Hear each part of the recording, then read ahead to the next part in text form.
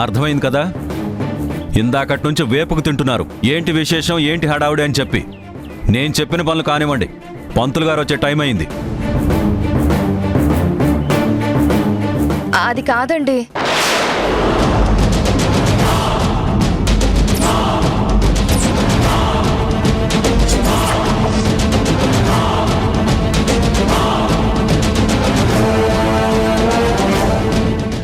అక్క, నేను చెప్తాను బావా.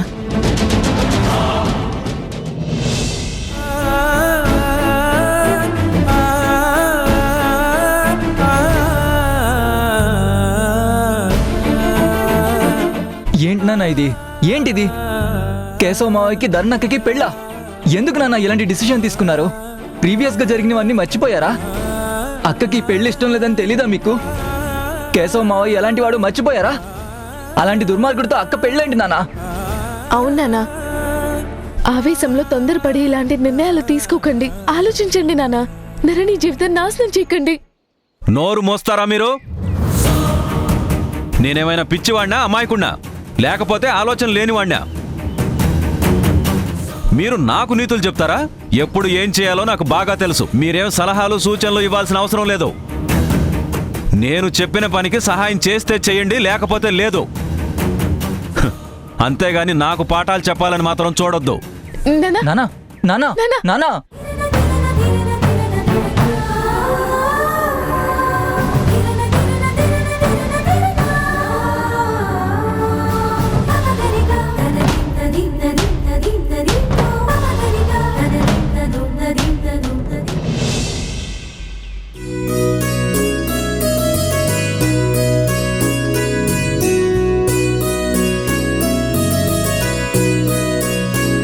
జనని, ఇప్పుడు నీ హెల్త్ ఎలా ఉంది?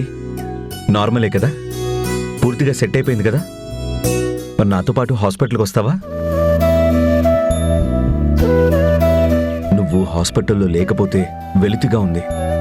నా కాన్ఫిడెన్స్ నా నుంచి దూరమైనట్టు అనిపిస్తుంది. అలా నువ్వెందుకు ఫీల్ అవుతున్నావు? నిన్న మొన్న ఆరోగ్యం బాగాలేక రాలేకపోయాను. ఇప్పుడంతా ఓకే. నేను నీతో వస్తాను. కాకపోతే ఒక్కటి, వెళ్తూ వెళ్తూ ఒక్కసారి ధరణిని, మధుని కలిసి వెళ్దామా? వాళ్ళని ఒక్కసారి చూడాలనిపిస్తుంది. మనసు చాలా ఆరాటపడుతుంది. ఒక్కసారి వాళ్ళ ఇంటికి వెళ్దాం గుణ. ఏంటి గుణ, ఏం మాట్లాడవేంటి? జనని, కొంచెం ఓపిక పట్టు. ఇప్పుడు మనం వాళ్ళ ఇంటికి వెళ్తే ఆ ప్రతాప్ గురించి తెలుసు కదా, ఏదేదో వాగుతాడు. నీ మనసు చివుక్కుమంటుంది. నువ్వు బాధపడితే నేను చూడలేను. నేను కంట్రోల్ తప్పితే ఏమవుతుందో తెలీదు. నాయన, నా సంగతి పక్కన పెట్టు. వాళ్ళు నన్నేమన్నా పర్వాలేదు, కానీ నిన్నిష్టం వచ్చినట్టుగా మాట్లాడతారు. అది నేను యాక్సెప్ట్ చేయలేను. నా మాట విను. ఈసారి లాయర్తో, పోలీసులతో వెళ్దాం. ధరణి, బాలుని తీసుకుని వస్తాం. అలా జరగడానికి ఎక్కువ కాలం పట్టదు జనని. తొందరలోనే లాయర్ గారు ఫోన్ చేస్తానన్నారు. చేయగానే వెళ్దాం. ఓకే? అప్పటిదాకా కాస్త ఓపిక పట్టు.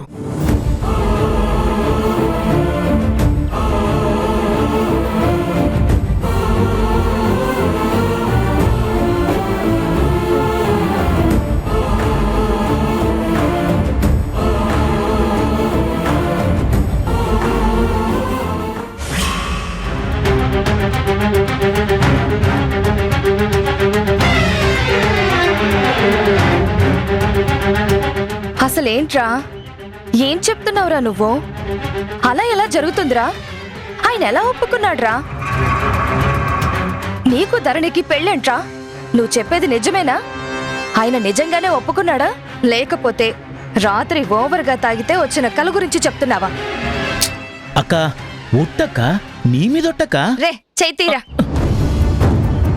సరే అక్క, నా మీదొట్టు. నేను చెప్పేది 100% కరెక్ట్. అసలేం జరిగిందిరా? మీ బావని ఏం చెప్పి ఒప్పించావురా? ఆయన ఒప్పించడం మన వల్ల అయ్యే పనా? ఆయనే ఎందుకో మరి ఏం ఆలోచించాడో తెలీదు.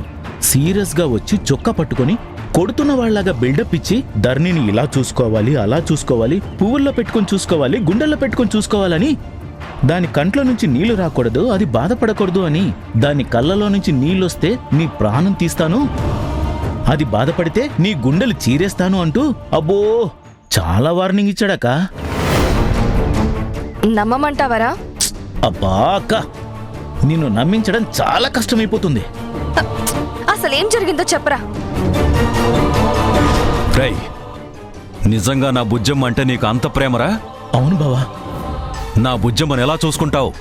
బంగారు బొమ్మలా చూసుకుంటాను బావా. బొమ్మలా చూసుకోవడం కాదురా, ప్రాణంలా చూసుకోవాలి.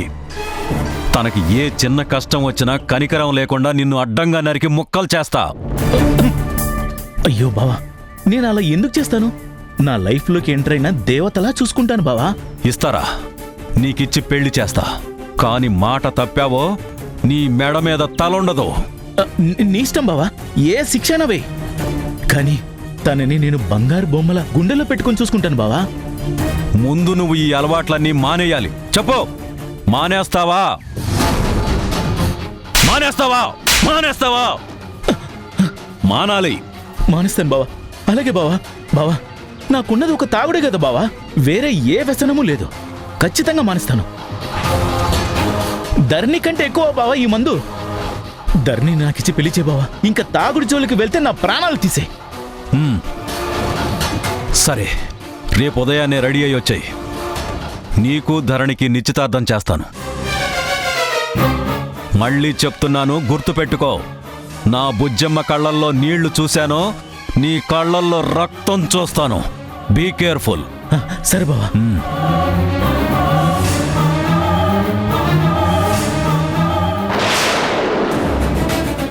ఇది జరిగింది.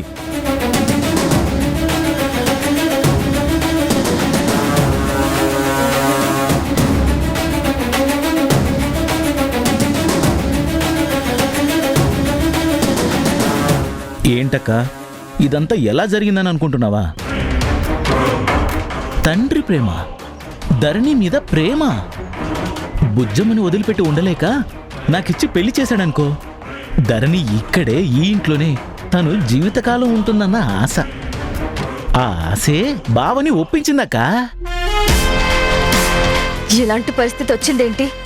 వీడికి ధరణికి పెళ్ళైతే నాకొచ్చే లాభం ఏంటి? వీడితో పెళ్ళంటే జనని గుణ వాళ్ళు రూపాయి ఇవ్వరు. ఏమిటోరా, నీకు ధరణికి పెళ్ళంటే నా మనసు ఒప్పుకోవడం లేదు. నేను ఆయనతో మాట్లాడతాను. బంగారం లాంటి బిడ్డను నీకిచ్చి పాడు చేస్తారా? పోట్లాడతాను. ఈ పెళ్లికి నేను అస్సలు ఒప్పుకోను గాక ఒప్పుకోను.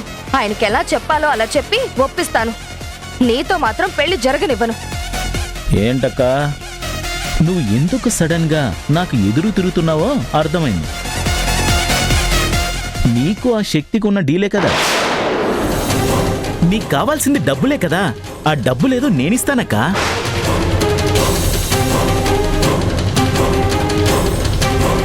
ఏంటేంటి? నువ్వు నాకు డబ్బులు ఇస్తావా? నీ బతుకే ఒక సైకిల్. సైకిల్ వేసుకుని తిరిగేవాడివి నువ్వు నాకు డబ్బులు ఇవ్వడమేంట్రా?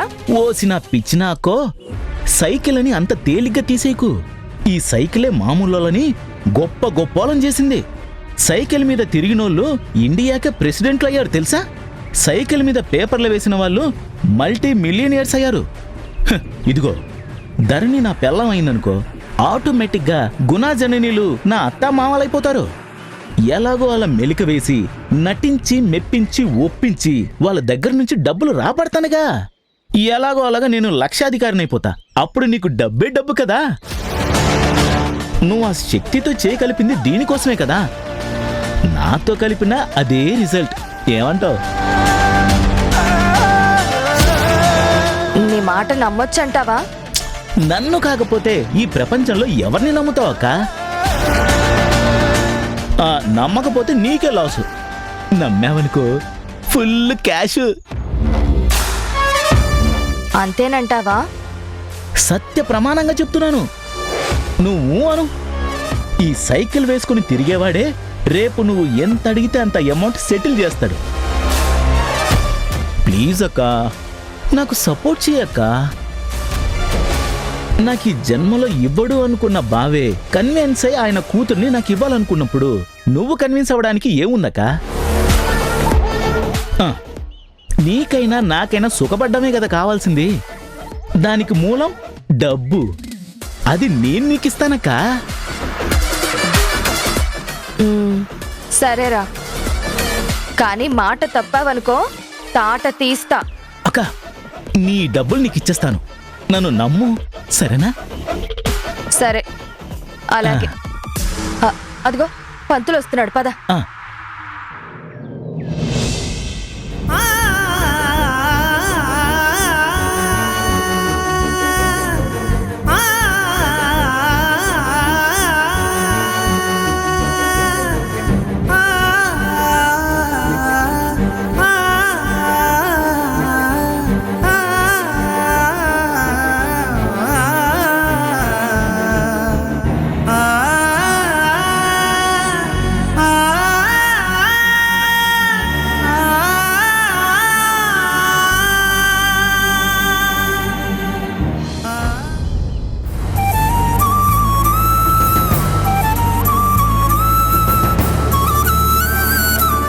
అసలేంటిదంతా ధరణి? నీకు ఈ విషయం ముందే తెలుసా? నువ్వు నాన్నకి మాటిచ్చావా? ఎందుకు కేశవ్తో పెళ్లి కొప్పుకున్నావు? అసలు ఎందుకక్క నాన్న ఇలా చేస్తున్నారు? మనల్ని ఎంతో ప్రేమగా చూసుకునేవారు, ఏదైనా మన ఇష్టానికి వదిలేసేవారు.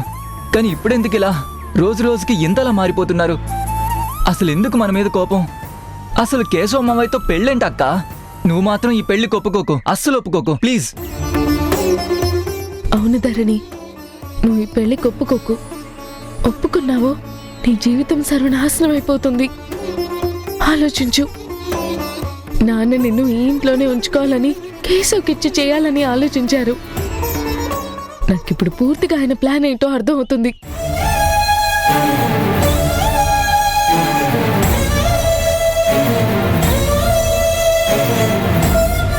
అసలేంటి అసలు నాన్న ఇలాంటి పిచ్చి డెసిషన్ తీసుకున్నారేంటక్క?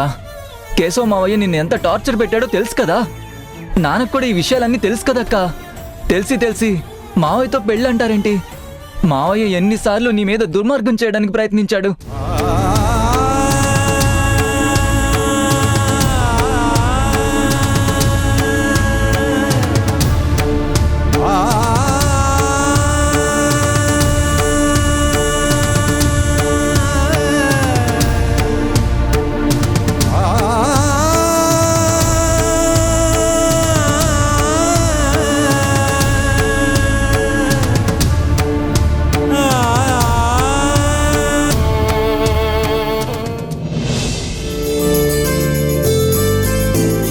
తర్వాత ఈ అయ్యా విషయం. నమస్కారం. నమస్కారం. ఏర్పాట్లన్నీ చాలా ఘనంగా చేశారు.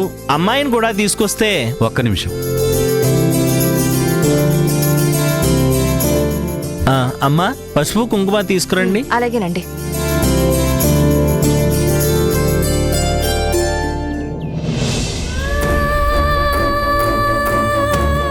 మీరు కాసేపు బయటికి వెళ్తారా? నేను బుజ్జమ్మతో ఒంటరిగా మాట్లాడాలి.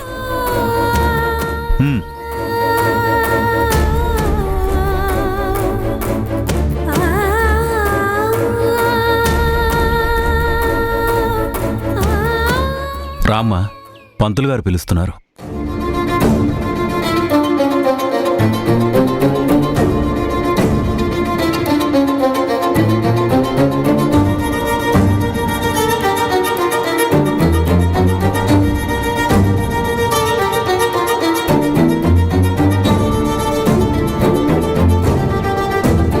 మీ నాన్న నీకు ఎప్పుడైనా చెడు చేయాలని చూస్తాడా అమ్మా? ప్రతి క్షణం మీ మంచే కదా కోరుకునేది.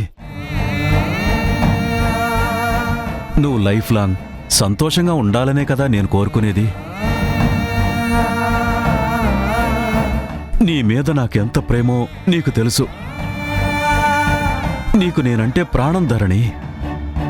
నా ప్రాణం నీ దగ్గరుంది. నువ్విక్కడి నుంచి వెళ్తే నా ప్రాణం పోయినట్టే కదమ్మా.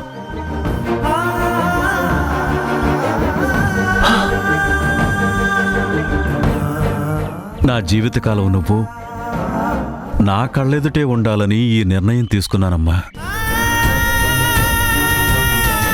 మీ నాన్న మీద ప్రేమ ఉంటే, నా మాట మీద నీకు గౌరవం ఉంటే ఈ నాన్న చెప్పింది చేస్తావు కదా?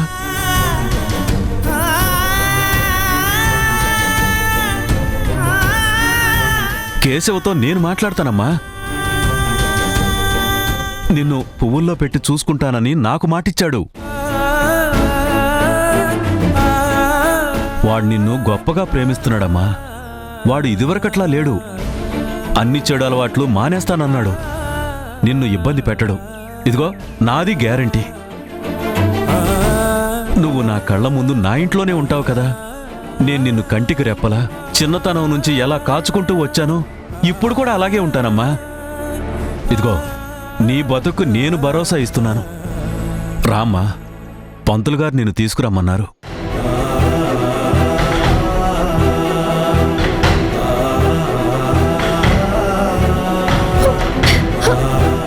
ప్లీజ్ నాన్న, నాకు ఈ పెళ్లి వద్దు.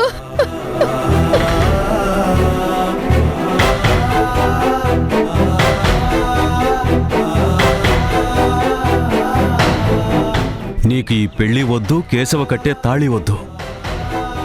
అదేనమ్మా నీ నిర్ణయం? నువ్వు నా మాట వినకుండా ఈ పెళ్లికి ఒప్పుకోకపోతే నేను చచ్చినా బ్రతికినా ఒక్కటేనమ్మా.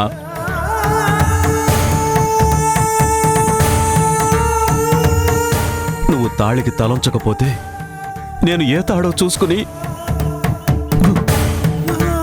ఉరి తీసుకుని వేలాడాల్సి వస్తుంది.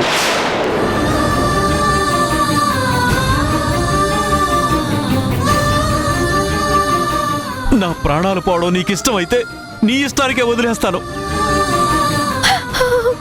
నువ్వు రాకమ్మా. పెళ్లి కూతురుగా పీటల మీద కూర్చోవద్దు. నన్ను సాగనంపటానికి శ్మశానం దాకా నా పాడె ముందు అడుగులు వేయాల్సి వస్తుంది.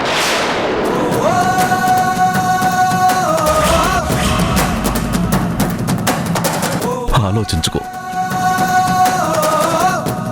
చెప్పమ్మా, నా ప్రాణాలు ముఖ్యమా కాదా? నేను పోయినా పర్వాలేదని భీష్మించుకుని కూర్చుంటే నువ్వు కాదంటే ఈ ఇంట్లో పెళ్లి మేళాలు మోగవమ్మా. కానీ నా చావు డప్పు మాత్రం ఖచ్చితంగా మోగి తీరుతుందమ్మా. మోగి తీరుతుంది.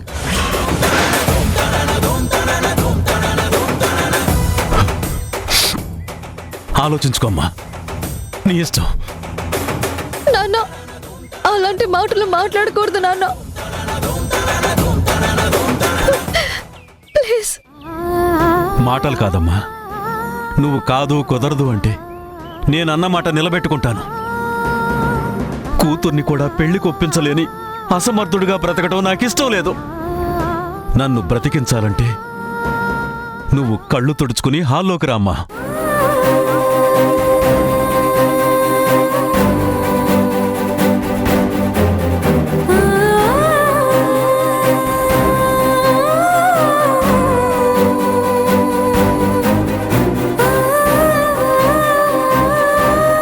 పద.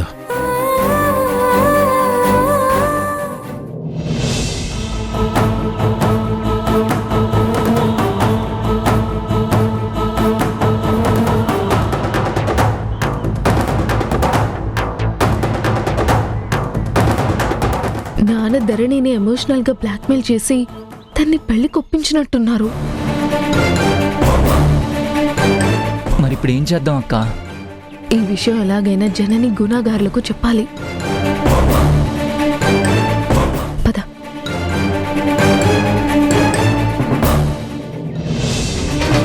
ఎక్కడికి? బయటికి జారుకుంటున్నారు? ఈ కబురు వాళ్ళకి చేరేద్దామనా? మీ ఫోన్లు ఇవ్వండి.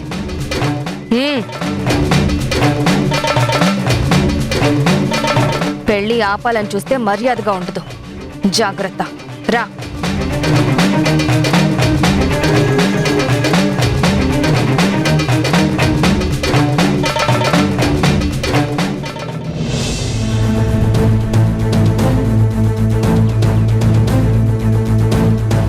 ఎలాగైనా ఈ విషయం జనని గుణ గారికి చెప్పాలి.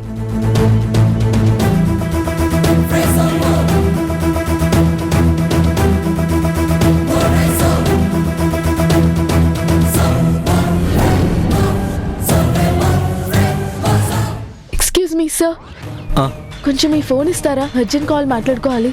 తీసుకోండమ్మా.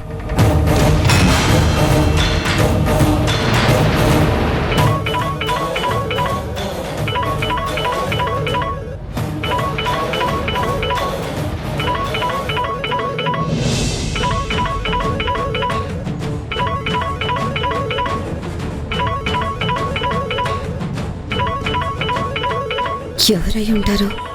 అన్నోన్ నంబర్ నుంచి కాల్ వస్తుంది. హలో, ఎవరు? అమ్మా, నేనమ్మా మధుని. మధు, నువ్వా?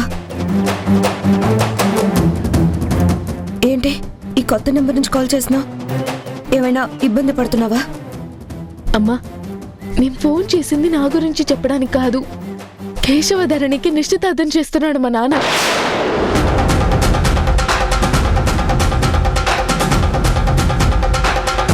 అవునా? మీరు త్వరగా రావాలమ్మా. ఇమ్మీడియట్ గా ఇక్కడికి వచ్చేయాలి. మీరు వస్తే తప్ప ఈ నిశ్చితార్థం ఆగదు. మేమందరం ఎన్ని రకాలుగా చెప్పినా నాన్న మొండికేస్తున్నాడు. వినడం లేదమ్మా. ప్లీజ్. ధరణి కాదని లేక ఏడుస్తుంది. తనలో తను నలిగిపోతుంది. ఏకదాటిగా కన్నీళ్లు కారుస్తుంది. రండమ్మా, మీరు వెంటనే వచ్చి ఎంగేజ్మెంట్ ఆపాలి.